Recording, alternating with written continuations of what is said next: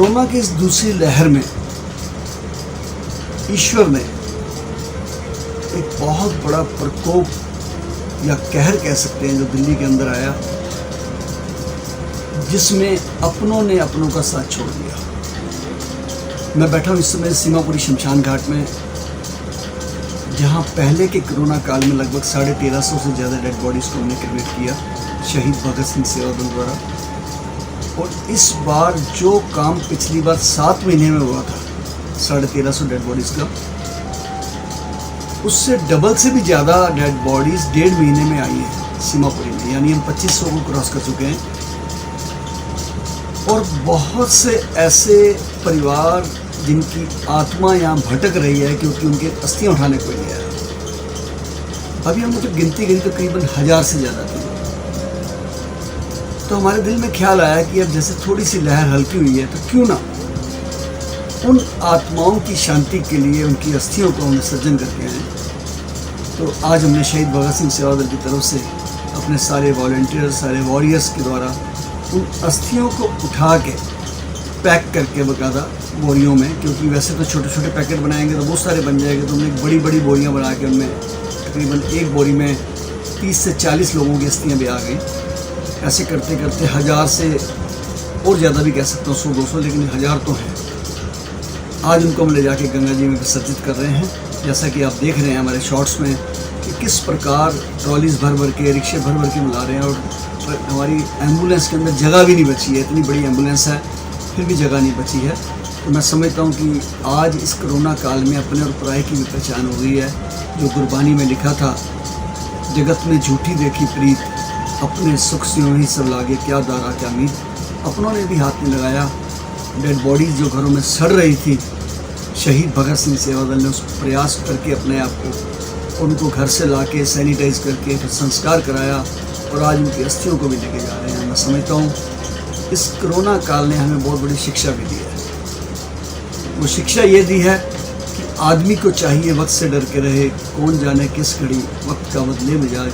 और ऐसा मिजाज बदला कि लोग पैसे लेके घूम रहे थे लेकिन सांस नहीं मिल रही थी। और अगर वो प्रशासन की तरफ जाते थे तो प्रशासन ने सबने हाथ खड़े कर दिए। कहीं हॉस्पिटल में जगह नहीं थी, बेड नहीं था, कहीं ऑक्सीजन नहीं थी, वेंटिलेटर नहीं था, आईसीयू नहीं था, उसके बाद एम्बुलेंस नहीं थी, फिर शव वाहन नहीं था, फिर मॉर्चरी में रश था, फिर शमशान घाट में रश था।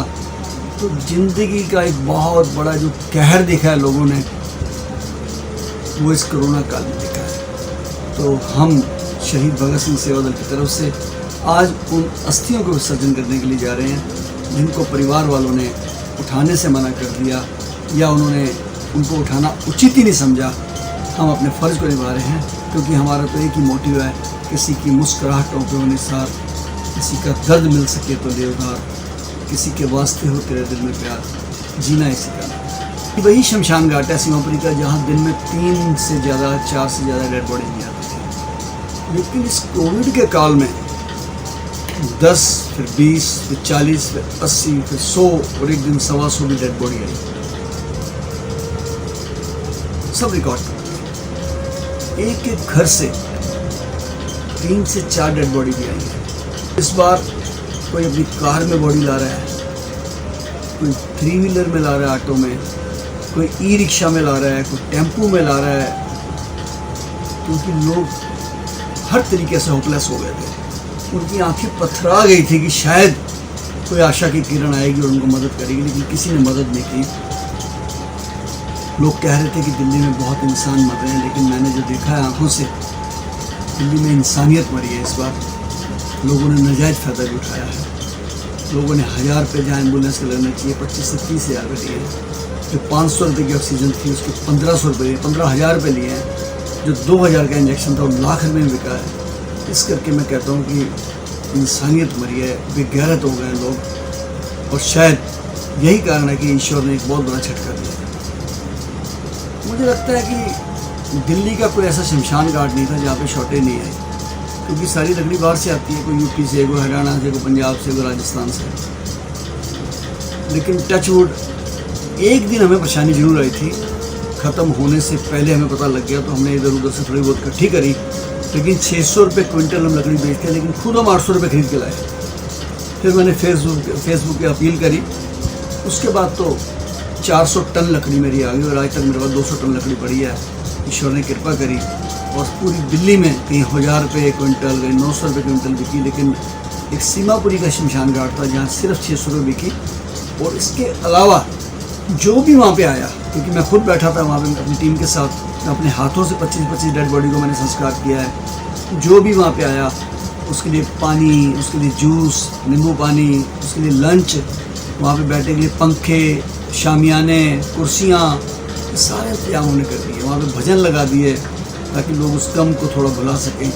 मैं समझता हूँ सीमापुरी शमशान घाट में जो भी आया उस परिवार को हमने पूरी कोशिश की कि उसका मेडिटेशन करके हमने उनको समझाने की कोशिश की कि इस दुख की घड़ी में हम आपके साथ हैं। दुख तो नहीं ख़त्म कर सकते लेकिन दुख को कम कर सकते हैं, और किया हमें पूरा प्रयास किया और सफल रहा।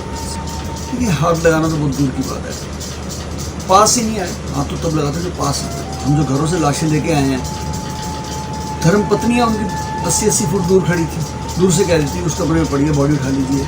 बच्चों ने हाथ नहीं लगाया, वो बहाना कर देते मुझे तो बुखार चढ़ा हुआ है। और हम उसको बॉडी को पहले सैनिटाइज करते थे, पैक करते थे, फिर उसको उठा के अपनी गाड़ी में ले गए, फिर यहाँ लेके आना, फिर उतारना, फिर उसको सैनिटाइज करना, फिर लकड़ियाँ लगानी। मतलब एक एक डेड बॉडी को अपने हाथों से किया हमने। और बहुत करीब से जलालत की बदबू देखी है हमने कि बेटे वैसे तो हाथ लगा नहीं रहे हैं, लेकिन डेड बॉडी जा रही है तो कोई उनकी अंगूठी उतार के ले जा रहा है हीरे की, कोई जेब में से चाबियाँ निकाल के ले जा रहा है, कोई पैसे निकाल के ले जा रहा है। ये सारी चीज़ें अपनी आँखों से देखी। बल्कि यहाँ तक कि रोज़ शाम को कभी 1, कभी 2 और एक दिन तो 5 डेड बॉडीज़ ऐसी वहाँ पड़ी रहती थी जो लोग छोड़ के भाग जाते थे। क्यों भाग जाते थे? गरीब लोग थे, पहले अस्पतालों में धक्के खाते रहे, फिर मोर्चरी में धक्के खाते रहे, फिर शमशान में धक्के खाते रहे। तो उनको लगा यार खून टूट गए हैं, लोग टूट गए हैं, लोग फाइनेंशियली भी टूट गए, सामाजिक भी टूट गए, किसी पड़ोसी ने भी साथ नहीं दिया, घर वालों ने साथ नहीं दिया, तो टूट के छोड़ के चले गए। हमने कराया संस्कार उनका, सैकड़ों बॉडीज़ का। क्यों कहें हम उनको? जो डेड बॉडी के साथ ही नहीं आए अस्थियों को लिए क्यों आएंगे? सोचने की बात है। जो लाश के साथ नहीं आए अस्थियों के लिए क्यों आएंगे?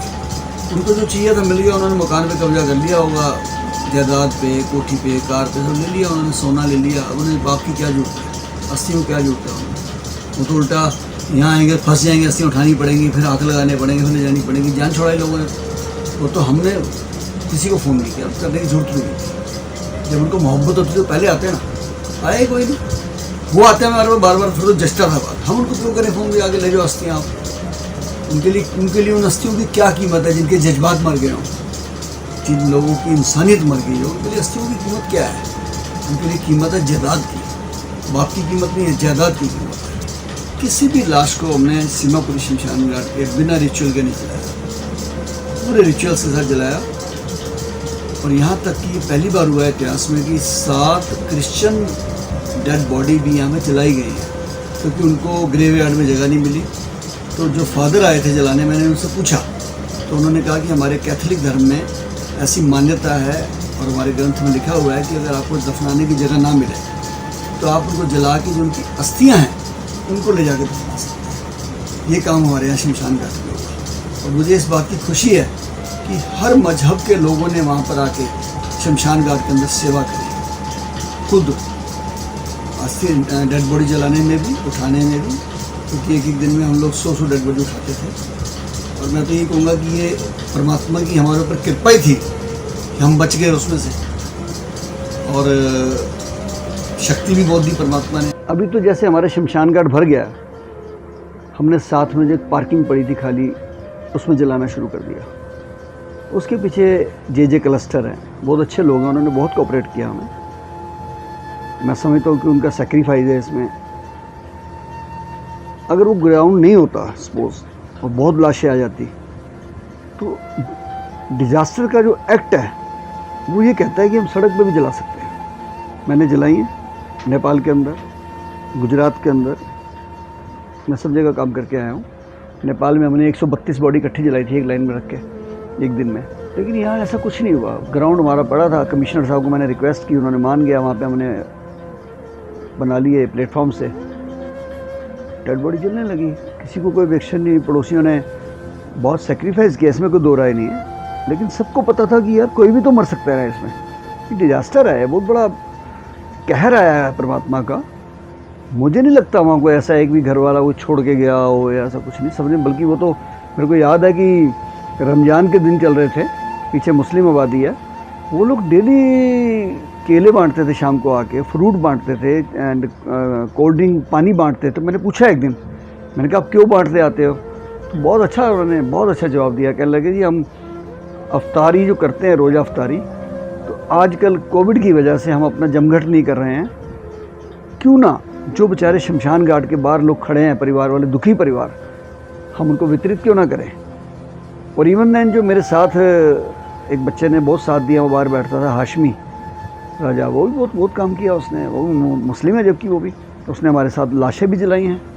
और मुझे ये भी याद है ईद वाले दिन 5-6 मुस्लिम परिवार आए, मुझे कहने लगे शंटी जी हमने लाशें जलानी है अपनी हाथों से। मैंने कहा जी क्यों? कहते हैं हमारे दिल की मुराद है कि ईद की खुशियाँ ना मना के हम इस तरीके से मनाएंगे, लोगों के दुख में भागी होंगे। बहुत बड़ी बात है ये।